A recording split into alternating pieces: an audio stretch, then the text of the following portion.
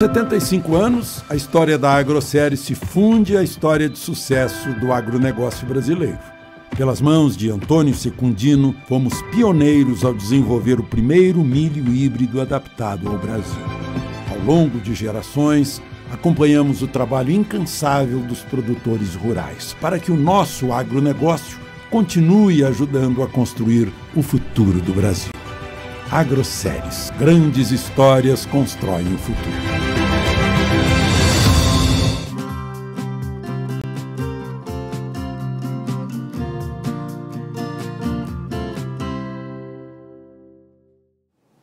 Olá, amigos do Notícias Agrícolas. Está na hora da gente analisar o mercado da soja lá em Chicago. A sessão até começou positiva hoje, com ganhos importantes, significativos até, mas acabou encerrando no 0 a 0. Essa movimentação positiva começou ontem, depois da divulgação dos estoques trimestrais lá nos Estados Unidos, números que acabaram aí surpreendendo o mercado e teve uma alta bastante significativa que foi seguida hoje pela manhã. No entanto, agora no finalzinho da sessão, a gente viu que o mercado devolveu esses ganhos e acabou encerrando no 0 a 0. O que indica isso? Quais são os sinais? O que a gente pode esperar em relação aos preços da soja? Será que esse novo patamar acima dos $10 por bushel está consolidado?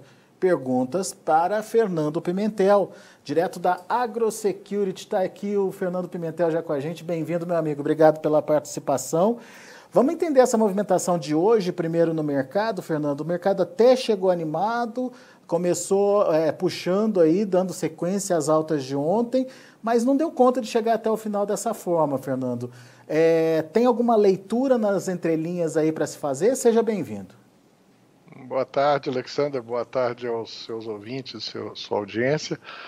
Alexander, é o seguinte, o mercado realiza, né? Depois de você ter ganhos significativos, quem apostou na alta, apostou no relatório do USDA, ganhou, realizou, e é isso que a gente está vendo hoje, né? A notícia, né, de um ajuste dos estoques, né, para um patamar mais apertado, né? O número que veio de 14,2 milhões de toneladas versus 15,6 aí, que era uma expectativa do mercado, dá uma diferença razoável, são 1.400.000 toneladas a menos, né? Apesar do estoque ser bom ainda, mas é a velha história, o mercado já começa a ficar, o comprador já numa zona não tão confortável, né? O mercado começa a ganhar um pouco mais de corpo. Aqui praticamente não temos soja, é possível até que a gente tenha que trazer alguma coisa até dos Estados Unidos, porque se você olhar os preços do óleo, o preço do farelo e o preço da própria soja no porto está batendo níveis que nenhum de nós, analistas aqui do mercado brasileiro, sequer imaginaria há 30, 60 dias atrás. Então, realmente a escalada de valores e o dólar puxando também aqui no Brasil está colocando o produtor numa condição realmente bastante favorável.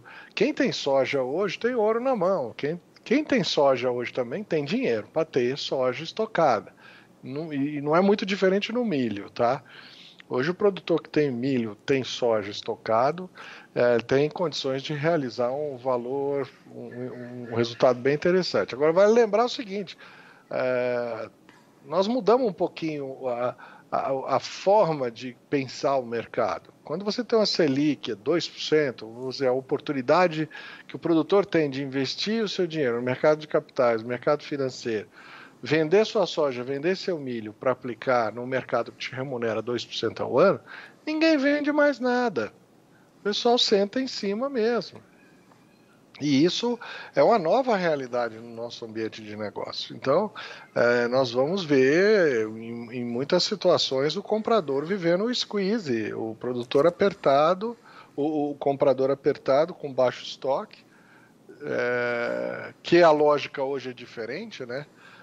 Antigamente carregar estoque era um problema, porque você pagava caro taxa de juros para ficar segurando estoque. Hoje a lógica também do comprador mudou, ele tem que formar estoque, né? para ele é interessante formar estoque. Então essa lógica, pelo menos aqui dentro do Brasil, né, que ela era diferente do mercado internacional, ela mudou. Então a gente agora tem que entender, por exemplo, que o produtor tem condição de carregar sua posição por mais tempo, ele está capitalizado, e a gente vai ver realmente movimentos aí bem elásticos de volatilidade. Muito bem. Mas olhando para Chicago, Fernando, o que a gente pode levar em consideração? Perdeu a força de alta ou o viés ainda é positivo para os preços? Eu acho que não perdeu, não, pelo seguinte, vamos lá, nós vamos ter um relatório agora de outubro, né, de produção. Ele pode trazer mais correção de produtividade e produção total da safra americana para baixo. O último foi, né, no começo de setembro, agora vai ter um novo. Ele pode ajustar ainda para baixo a oferta da safra americana. Esse é o primeiro ponto. Segundo ponto, já estamos entrando no mercado de clima do hemisfério sul. Ele pode ser um elemento de volatilidade também. Nós estamos tendo aqui um clima bastante desfavorável para o plantio, para o início do plantio. Um calor intenso, bloqueio atmosférico, tem eventuais previsões de chuva? Sim, mas precisa ver como elas vão se apresentar. Uma cobertura geral, uma cobertura esparsa, chuva de manga, está tudo colocado na mesa. A gente já começa a ver, por exemplo, já talvez um impacto na segunda safra de milho, no cronograma, que a gente já está, né, tendo aí uma situação adversa nesse início de plantio da soja. Isso já pode, de alguma forma, alterar o cronograma lá da segunda safra de milho. Então, nós estamos aí com a questão climática agora posta na mesa para a América do Sul. Isso pode gerar alguns ressaltos lá lá em Chicago, né? Muito bem. Então a gente falou da oferta americana. Você acredita num ajuste ainda para menos, né, dos números de produção lá nos Estados Unidos. A gente falou da chegada do mercado climático aqui para a América do Sul, em especial para o Brasil, que também pode influenciar nos preços ainda de forma positiva. Mas e a demanda, Fernando? Como é que está, na sua opinião, a demanda chinesa? A China já chegou no seu limite de compra, ou próximo dele, ou ela tem que comprar mais, ela vai continuar comprando de forma agressiva aí a soja americana? Olha, eu analisando aqui algumas informações há poucos dias atrás, identifiquei que teve um probleminha lá na safra chinesa, em torno de 6 milhões de hectares, aí, que sofreram algum impacto climático adverso. Isso é um elemento. A questão do suíno ainda estamos seguindo, né, com esse drama, que ainda tem que recompor estoque. A gente vê há uma inflação na China em relação aos preços dos alimentos também. Isso é um fator que joga um pouco contra, né? Mas, de qualquer forma, a gente vê que eles continuam firmes na demanda e nós estamos vendo aqui no mercado de carnes, nós estamos com o preço do boi chegando na casa de 160 reais.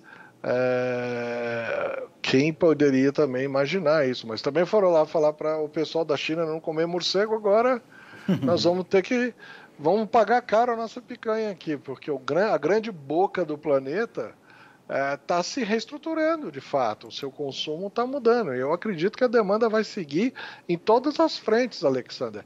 Proteína animal, proteína vegetal, e vai continuar firme. Você falou aí de 260 para arroba, Fernando. Desculpa, 260 arroba. Só para ficar claro aqui. Ficar consignado o valor correto. Tá isso bom. Aí. Então, assim, pelo que eu estou entendendo, Fernando, a China vai seguir demandando, então, e vai seguir sustentando, no mínimo, sustentando preços em Chicago? Eu acredito. $10 é o novo patamar, então? Está parecendo que sim, né? Em função dessa perda agora conjuntural da safra americana, um estoque regulado mais para baixo, e a demanda seguindo firme por lá, Eu acredito que sim, vai sustentar. É possível que sustente. Podemos ter uma barrigadinha agora, Alexandre, porque é normal. Depois que fecha a safra americana, a gente, né, já não tem aquelas notícias altistas, o mercado pode dar uma pequena barrigada aí. Mas nada muito abaixo aí do que está no patamar hoje de 10,25. Pode chegar no 10 baixo, pode, quem sabe, ali chegar no 9,90, algo desse gênero, nos próximos, sei lá, 30, 60 dias. Orbitando ao redor dos $10. Orbitando ao redor dos $10, porque esse é o novo fundamento. E, vamos lá, influenciado pelo clima da América do Sul agora. Muito bem. Bom, então essa é a análise para o mercado lá fora. Agora, aqui dentro, Fernando, como é que você está vendo as coisas? Enfim, a gente está vendo preços recordes para a soja, principalmente para esse restinho de soja que tem que ser comercializado aí.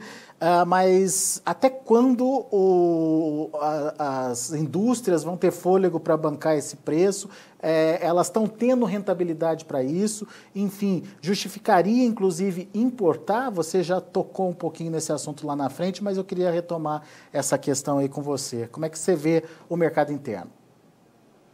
Olha, eu acredito que as fábricas, como a gente já adiantou algum tempo atrás, elas vão começar a parar logo, enfim. Mas você vê, por exemplo, nós estamos aqui num patamar de estoque de óleo, por exemplo, muito baixo, né? Beirando as 9 milhões de toneladas. É uma disponibilidade histórica muito baixa, talvez aí a menor desde final aí da década passada. E isso daí vem muito em função de problemas que a Argentina também teve para abastecer exportação, em função de problemas de ordem política, cambial, etc. e tal. Isso melhorou a margem do nosso esmagamento, a despeito de nós termos uma tributação que joga um pouco contra. Normalmente, a indústria de esmagamento trabalhava com 30% de margem, da sua margem operacional total, em cima do óleo, e agora ela já está acima de 40%. Né? Então, essas contas começam, eventualmente, é lógico que depende muito de onde a planta está, onde a fábrica de óleo e farelo está posicionada. Está perto do porto, está mais no interior, por aí vai. Mas eu acredito que para algumas plantas já vai começar a viabilizar trazer soja de fora, sim. Melhor do que parar, né? E manter o ciclo de abastecimento dos exportadores de carne, né, principalmente suínos e aves, aí, dentro, eles estão com boa margem também. Então, eu acho que nós vamos ter essa possibilidade de aumentar a importação de soja, sim. E essa margem operacional do óleo que você citou, a participação dele na margem da indústria, ela foi fundamental porque o preço do óleo também subiu, né? Sim, o preço do óleo está o melhor preço em 18 anos. Né? Então, é uma série importante de valor, né? que você começa a agregar na indústria. O óleo, vamos dizer, se você pensar historicamente, nós precisávamos do biodiesel para dar vazão ao óleo. Né? E agora existe uma demanda para consumo humano e consumo para exportação, enfim, que não estava muito no nosso plano. É uma novidade positiva que a gente estava olhando para trás. Há 3, 4 meses atrás, existia uma preocupação enorme com relação a essa situação do óleo, porque, de repente, o biodiesel retraiu fortemente com a pandemia. Agora, pagar uma soja de R$150, que é mais ou menos o que a gente está vendo hoje, ainda cobre esses custos ou esse R$150 é um mix aí nas compras, enfim, compras que fizeram lá atrás para um preço mais barato, acaba na média dando resultado, Fernando? A verdade é que um desabastecimento do farelo no mercado interno vai fazer o farelo subir como está ocorrendo com o óleo. O que vai acontecer? A margem, o mercado vai ter que se ajustar para margear a indústria de esmagamento se quiser a óleo e farelo. E ela vai ter que pagar eventualmente pela soja importada, porque não vai ter soja no mercado interno. Esse 150, então, não adianta nem subir o preço, então, para tentar capturar mais soja? Eu acho que nós temos muito pouco aqui. Né? Eu acho que já vai dentro do plano, porque a demanda por farelo e a demanda por óleo seguem firmes, né? Então, segue a possibilidade aí, eventual de aumentar a importação para manter a atividade de esmagamento.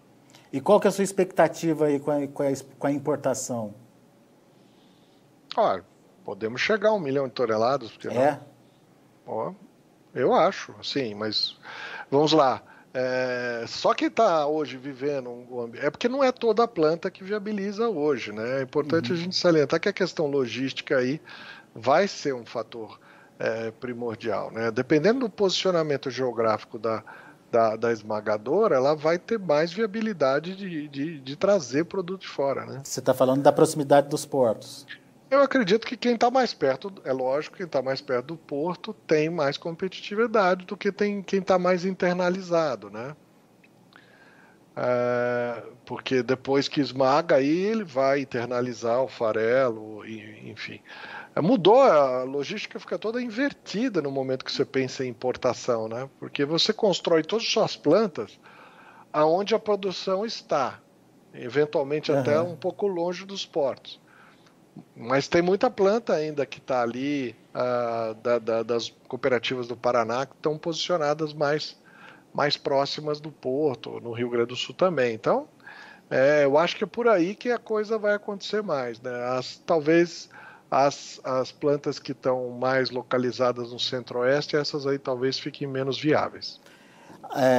Esse valor dos 150 talvez seja já um teto para quem tem safra nova, e você lembrou que quem tem essa soja, safra nova não, safra velha, e quem tem essa soja na mão é aquele produtor que está capitalizado, né, Fernando? Sim. A velha história, né? Falar de teto hoje em dia, nós já falamos em teto de 130. É verdade. É igual falar de câmbio. Eu acredito, Alexandre, que é muito difícil a gente dizer onde é que é o limite para isso. Quem imaginaria o milho a 66, ou como está aqui precificado para novembro, na B3, uma soja... Eu lembro quando, eu acho que foi abril ou maio, que um ouvinte seu perguntou de 130 para mim, eu falei, eu acho que pode chegar, mas... Né, para negócios, né, esporádicos, volumes pequenos, e aí está 148, entendeu? Então, eu não me arriscaria colocar um teto aí, tá tudo sem muita lógica, né? E não é só no mercado agro, não, viu? Você olhar os preços de tudo, cimento, esses dias me disseram que estava faltando vidro para produção de esquadria, janela, etc. Eu sei disso porque eu estou mexendo com reforma.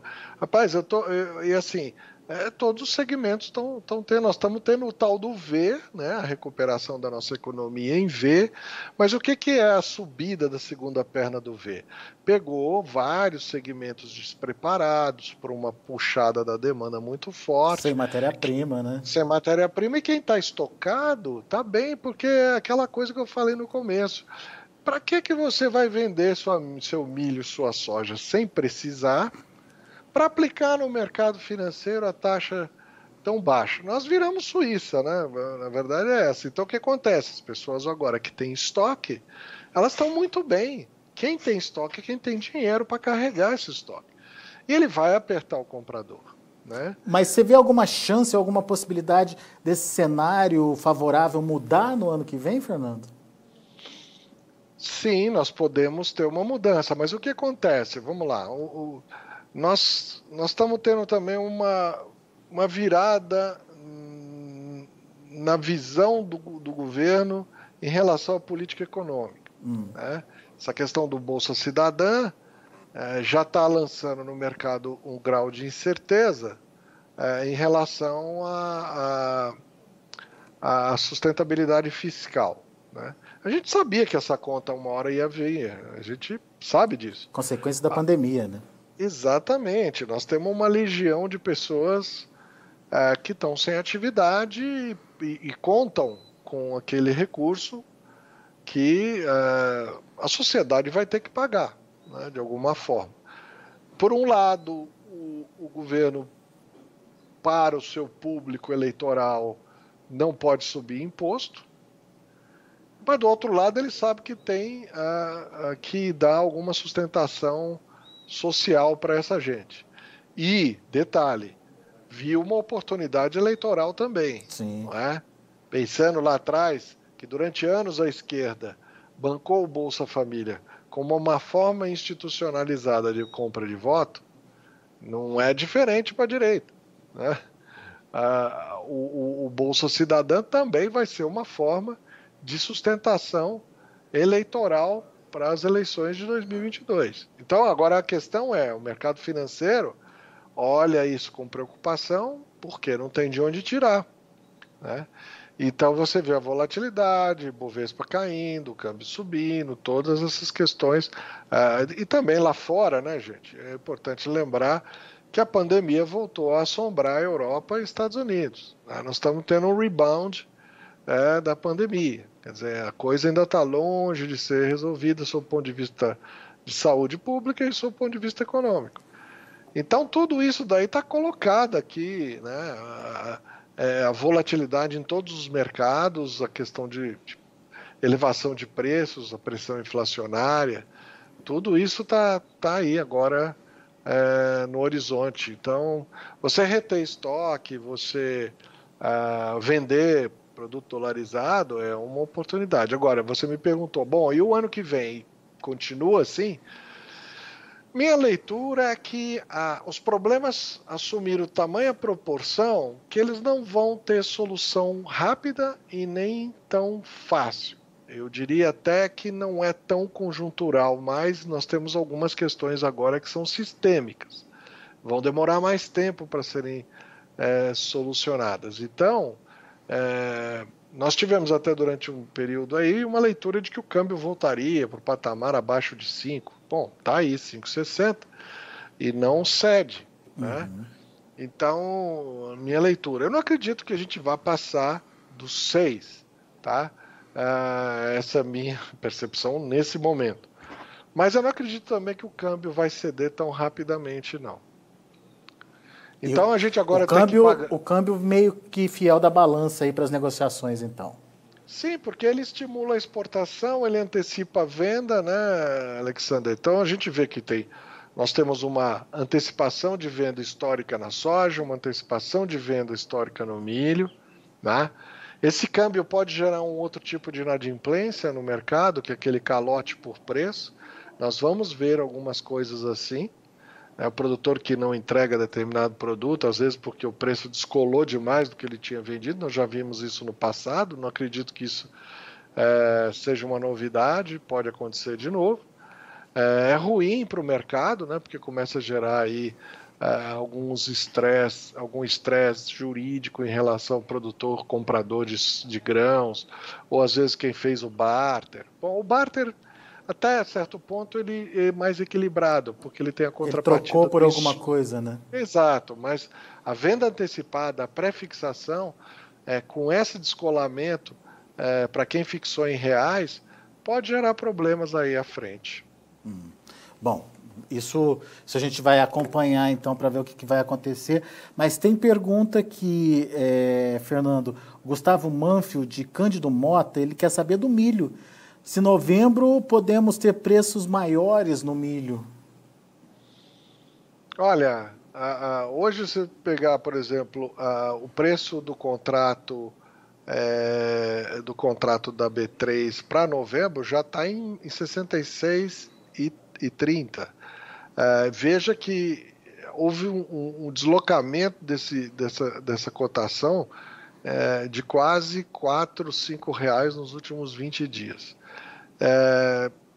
Com o dólar seguindo na tendência que está, hoje nós temos quase 1% de alta com 5,66, é possível que a gente veja o milho beirando os 70 no final de novembro.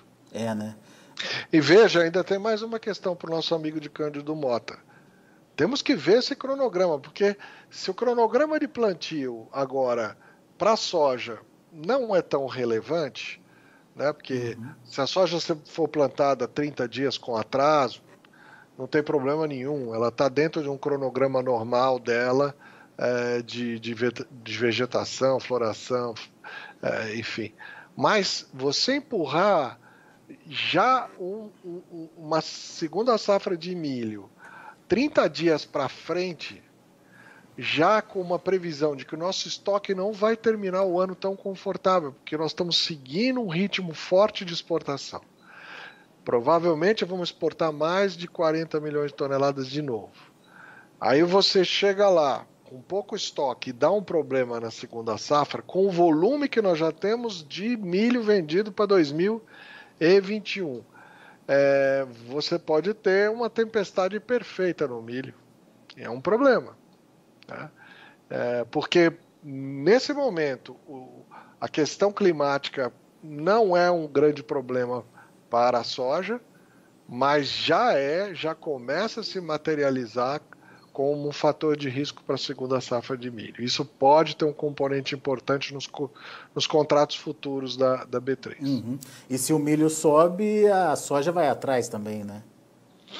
Acaba, porque existe uma paridade histórica entre o milho e a soja, né? Uma puxa a outra. Então, isso pode ser um fator que pode alavancar a soja também. Agora, vale lembrar o seguinte, esse movimento todo capitalizou muito os produtores rurais. Então, deixou todos numa zona de mais conforto aí, né? E isso é um aspecto bom também para a nossa agricultura, para a economia das cidades do interior. Isso tudo consolida mais aquela visão de que o nosso agro é o esteio da nossa economia, de fato. Mas vale lembrar também, gente, que essas altas vão chegar na mesa do brasileiro e nem todas as mesas dos brasileiros são fartas. Então nós temos que ter muita preocupação em qual impacto social que isso pode gerar, e esse talvez seja o fator de tanta preocupação que o governo tem em dar continuidade a esse apoio social aí que vem dando durante a pandemia e estender isso para 2021. Muito bom. Fernando Pimentel, meu caro, muito obrigado mais uma vez pela sua participação e volte sempre, viu, Fernando? Eu que agradeço. Um abraço a todos aí. Grande abraço. Até a próxima. Tá aí, Fernando Pimentel, AgroSecurity, analisando o mercado para a gente. Não dá ainda para ter um preço finalizado ou sinalizado para a soja, mas o fato é que, à medida que o preço for subindo, as importações podem ser um artifício utilizado aí pelas indústrias que viram aí no seu faturamento, principalmente com o esmagamento da soja, a transformação dessa soja em óleo, isso acabou ajudando bastante aí na renda das indústrias, o que, segundo Fernando Pimentel, justifica o pagamento a mais aí pela soja. Segundo o Fernando, o óleo tem o maior preço dos últimos 18 anos. Nunca se viu um preço tão bom quanto os que estão sendo praticados nesse momento. E na composição da rentabilidade de uma indústria, o óleo passou a ter uma participação maior, era de 30%, passou aí a representar 40% com essa mudança no patamar de preços. Bom, vamos aos preços da soja, do milho e do trigo lá na Bolsa de Chicago. Você acompanha agora comigo na tela. Vamos lá. Novembro acabou fechando nos 10,23, o mesmo fechamento de ontem. Janeiro também, da mesma forma, não mudou nada, fechou nos 10,27. O maio teve uma ligeira alta de 0,25 a 10 dólares e 18 centes por bushel, e o julho, 10 dólares e 22 centes por bushel, uma ligeira queda de meio ponto aí em relação ao fechamento de ontem. Vamos aos números do milho. Milho subiu um pouquinho, dezembro 3 dólares e 82 centes por bushel, 3,75 de alta. Aliás, essa alta de 3,75 vale para todos os demais vencimentos. Março fechou a 3,92, maio 3,97 e o julho 4 dólares e 1 cento por bushel. Vamos aos números do trigo. Trigo no vermelho hoje, dezembro $5,70, 7,75 de queda, março 5,76, 7,25 de queda, maio perdeu 6 pontos, fechou a 5,80 e o julho $5,77 por bushel, uma queda de 5 pontos. São os números do mercado de grãos lá na Bolsa de Chicago. A gente fica por aqui, agradeço muito a sua atenção e a sua audiência.